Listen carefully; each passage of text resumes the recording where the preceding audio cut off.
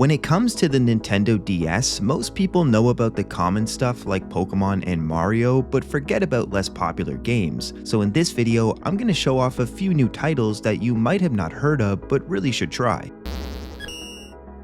And so coming in first is Jake Hunter Memories of the Past. Created as a sequel to the first game on the DS, Memories of the Past is a visual novel game that shares a lot of similarity between both Hotel Dusk and Ace Attorney. In the game, you play as Jake Hunter, who is a detective tasked with solving murder cases. In order to solve these cases, you have to rely on the touchscreen to move around and talk to people while also collecting evidence along the way. On top of this, there is also a feature that lets you take smoke breaks where Jake will give you hints on what to do next, which I thought was a pretty good game mechanic. Other than that, there isn't much else to say without spoiling the game, as it is mainly focused on storytelling. Overall, the gameplay, while linear, is fun and it offers a good amount of content to keep players engaged. Currently, there have only been 3 Jake Hunter games released in North America, as it was mainly popular in Japan, so if you want to see a great visual novel that has since fallen to the wayside, be sure to pick this one up. Next up, Moon.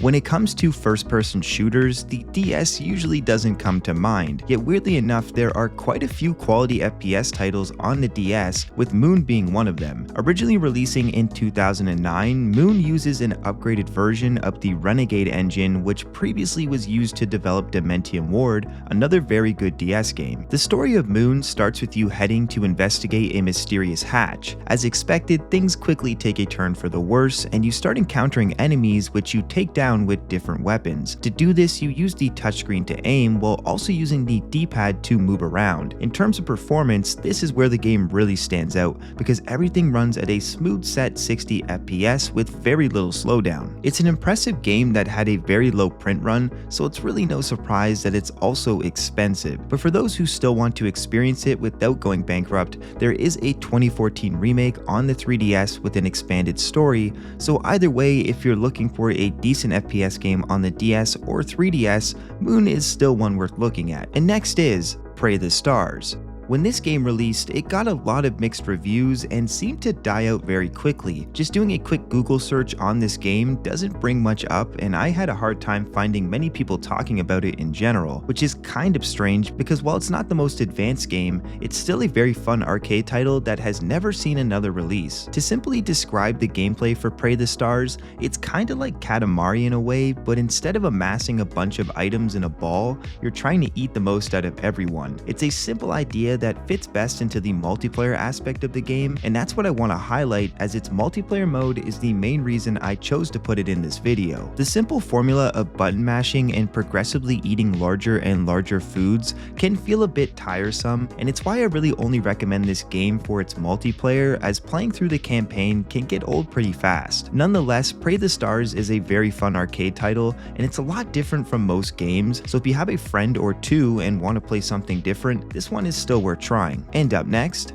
Okamiden. This one is a spiritual successor to Okami on the PS2 and is very similar in many ways. The game really takes a lot of inspiration from the Zelda series, but luckily does not use the same stylus control scheme from Spirit Tracks, instead opting to use the traditional face buttons on the DS. Now when it comes to using the stylus, Okamiden puts it to use by giving you a brush which you can then use to draw symbols with on the touchscreen. These symbols can do many things like change the world, defeat enemies, and help you solve puzzles. It's a gimmick that is very well implemented and can be activated by simply tapping one of the shoulder buttons. Moving away from the controls though, and looking at the graphics and music, I can easily say this is one of the best looking and sounding games on the DS. There were so many moments where I would stop and listen to the music, wondering how a game on the DS can look this good. On top of that, the gameplay is just simple but fun, and the story is well done, with it providing over 15 whole hours of content. Okamiden, in my opinion, is a masterpiece of a title,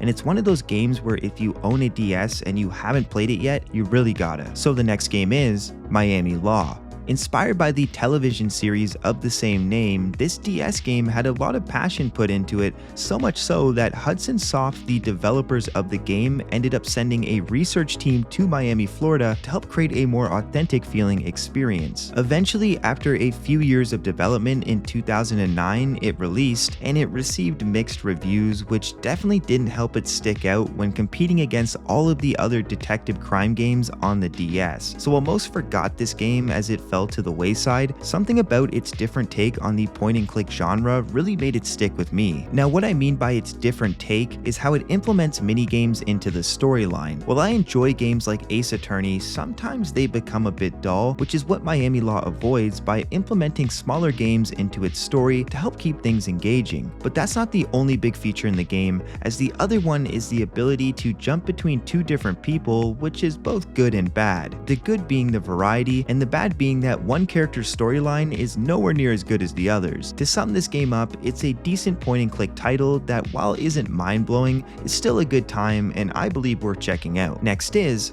Pokemon Conquest. This one is a spin-off game that mixes itself with traditional Japanese culture. It's a tactical role-playing game where you battle against warriors and warlords who have unique powers which can trigger once per battle. Each warrior has a Pokemon which they form a perfect link with, allowing them to become much stronger than normal. Through the game, you will get the option to recruit warriors and their Pokemon, creating a team that best aligns with your strategy. When it comes to the gameplay, it's very similar to most grid-based RPGs, as you each take turns using single attacks on each other. Along with this, the game also has an evolution system that is slightly different from other games, as in order to evolve a Pokemon, it has to reach a certain condition, such as winning a specific battle. The game in general is great once you get going, and there's a small but decent amount of Pokemon included, even if it's only 1/3 of the Pokedex. Conquest is all around a great spin-off that tactical RPG players are going to love, and it's a Pokemon game that does not disappoint. The next game is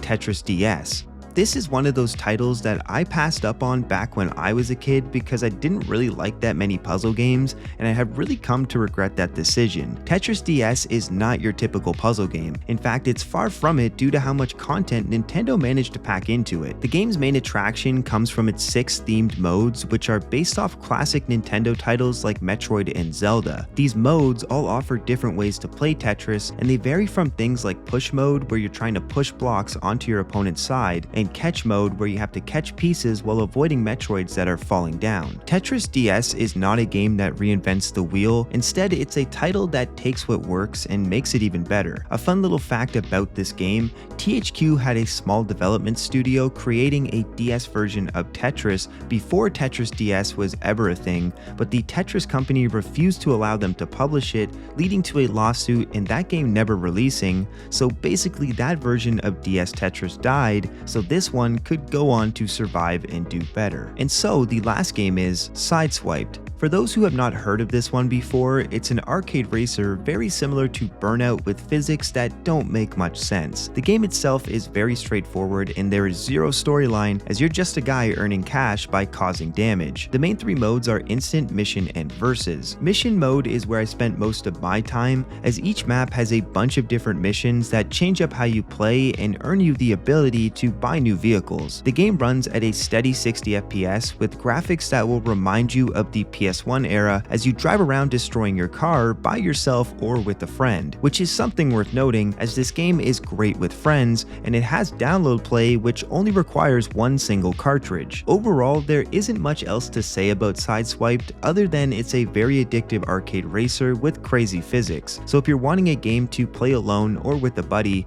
this is always one you should consider. And that's the end of the video. When it comes to the DS, there are so many games that people do not talk about, and I really hope that you at least found one new game from my list, although I'm sure I missed a game or two that you would personally recommend, so if I did, please throw it down in the comments so me and others can give it a play. And well, that's all I have to say for now. As always, please leave a subscription if you like my content. I will see you very soon. Take care.